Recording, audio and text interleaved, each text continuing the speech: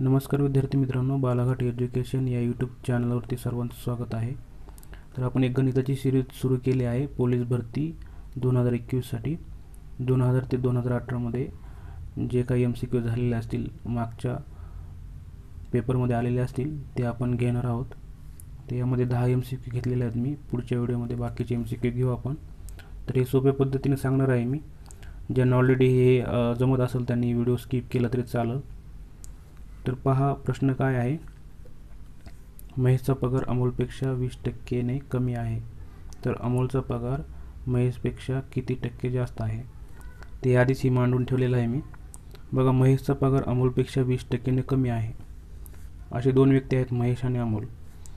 तर उदाहरणार्थ आपण अमोलचा 100 रुपये पकडला पगार, आणि त्यांनी काय सांगितले, महेशचा पगार अमोलपेक्षा 20% ने कमी आहे। 100 चे 20% किती? 20। मग 100 मधून 20 गेले, 80 राहिले।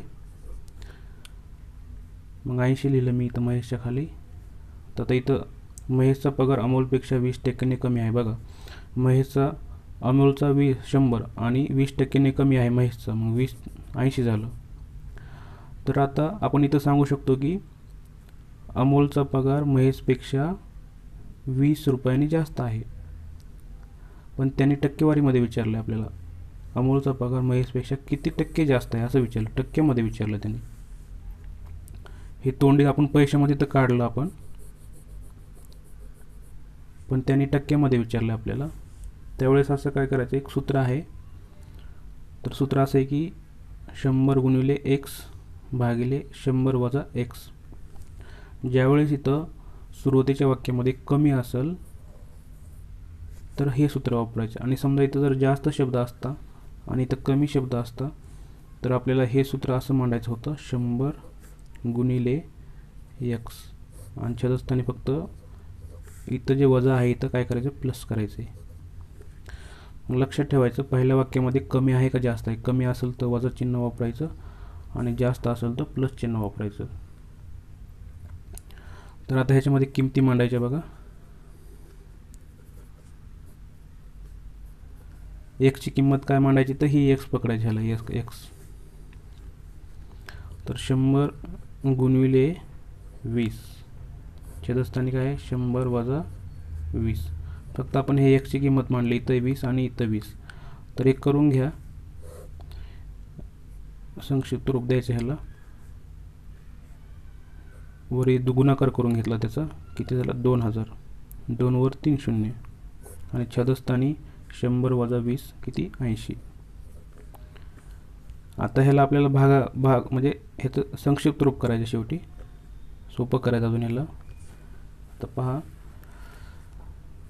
हे जसं तसं लिहिलं मी। भाग द्यायचा आपल्याला, 0 0 कटला, काय राहिलं, 200 भागिले 8।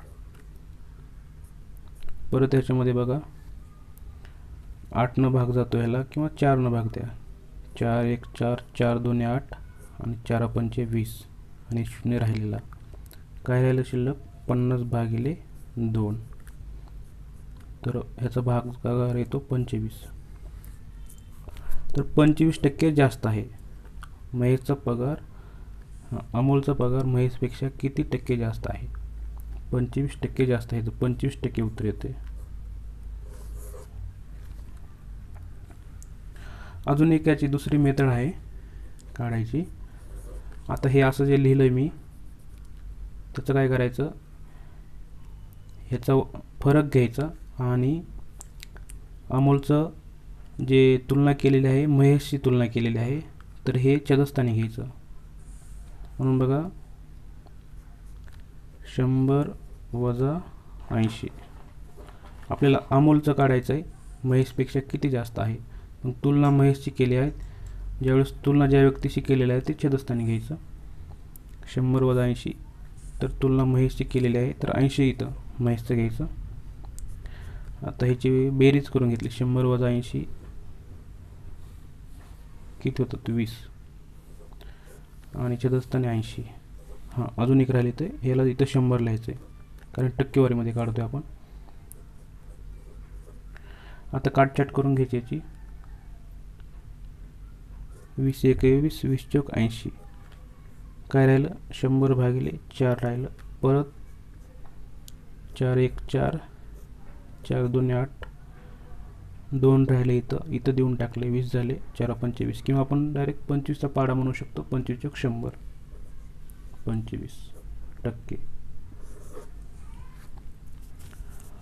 दुसरा प्रश्न पाहूत आपण. पहा दुसरा प्रश्न काय आहे. 5 रेडिओची विक्री किंमत 6 रेडिओच्या खरेदी किमती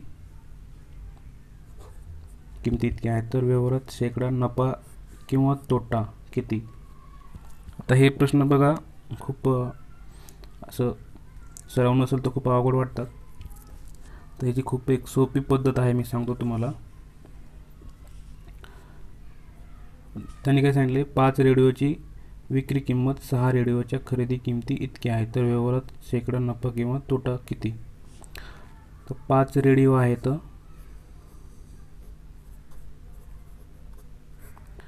आता इथे त्याची खरेदी किंमत किती पकडायची? एका रेडिओची 1 रुपयाच पकडायची. 1 रुपये हे सोपं जातं खूप कॅल्क्युलेशन करण्यासाठी. 1 रुपया पकडायचं कधी पण. इथं 20 30 किती पण घेऊ शकतो तुम्ही. त्याने काय सांगितलं, 5 रेडिओची विक्री किंमत. आता हे विक्री किंमत म्हणते. आधी खरेदी तर करावं लागलं आपल्याला. खरेदी किंमत काढायची. 1 रुपयाला 1 रेडिओ पकडला तर 5 रेडिओचे किती झाले? 5 रुपये. ठीक आहे. त्या व्यक्तीनं असे 5 रेडिओ खरेदी केलेले आहेत. तर त्याची किती झाली खरेदी किंमत? 5 रुपये. आता तो विकणार आहे.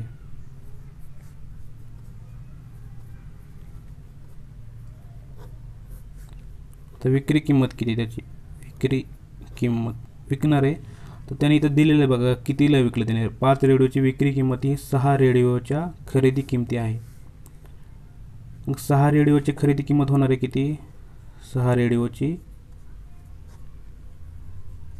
6 रुपये. आपण 1 रुपयाला पकडले तर त्याने सांगितले की 5 रेडिओची विक्री किंमत ही 6 रेडिओच्या खरेदी किमती इतकी आहे, म्हणजे एवढी आहे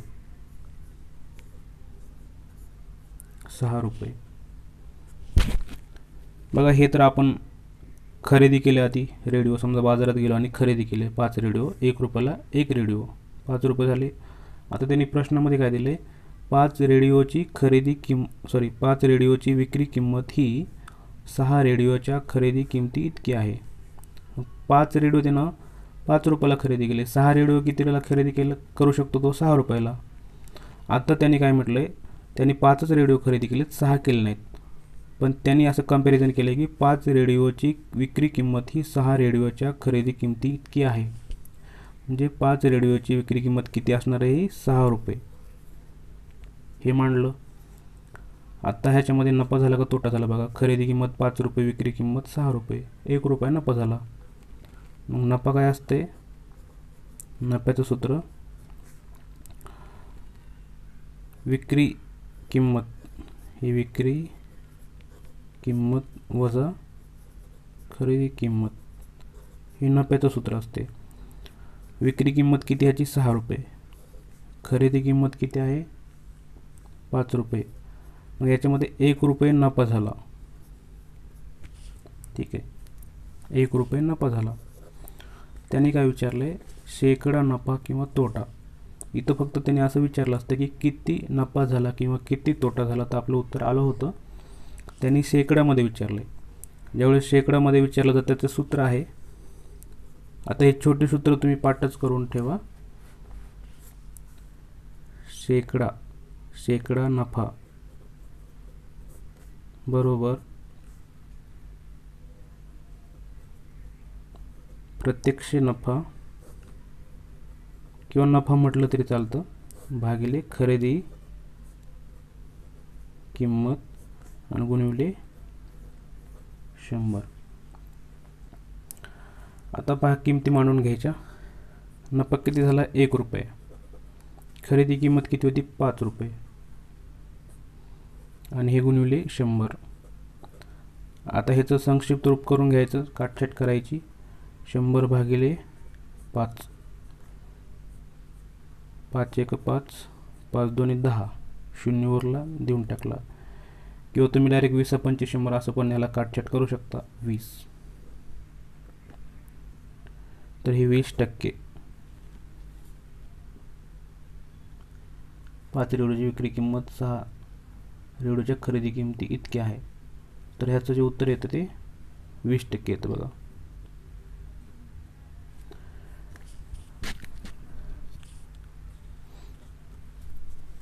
सोपं आहे गणित हे.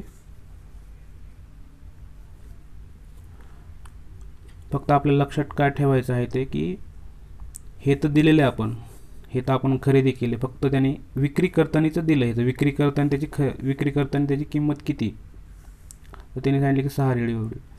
आणि हे सूत्र तुम्हाला पाठ करून ठेवायचे आहे. तर सेकंड नफा, इथं तोटा असेल तर फक्त काय करायचं आहे, तोटा असेल तर फक्त इथं तोटा आणि इथं तोटा, खाली सेमच राहणार. वाटलंच ते तुम्हाला लिहून दाखवतो सूत्र मी. तोटा असेल तर काय करायचं, समजा इथं खरेदी किंमत 6 असती आणि विक्री किंमत त्याची खरेदी किंमत जर 5 असती आणि विक्री किंमत जर 4 असती तर 1 रुपयाचा तोटा झाला असता. तर त्यावेळेस असे सूत्र वापरायचं, शेकडा तोटा बरोबर तोटा भागिले खरेदी किंमत गुणिले 100. ज्यावेळेस आपण एखादी वस्तू घेतो आणि ती जर घेतलेल्या किमतीपेक्षा कमी दराने विकतो त्यावेळेस आपल्याला नुकसान होतं. 100 रुपयाची वस्तू आपण 80 रुपयाला विकली तर 20 रुपये नुकसान झालं, आपल्याला तोटा झाला.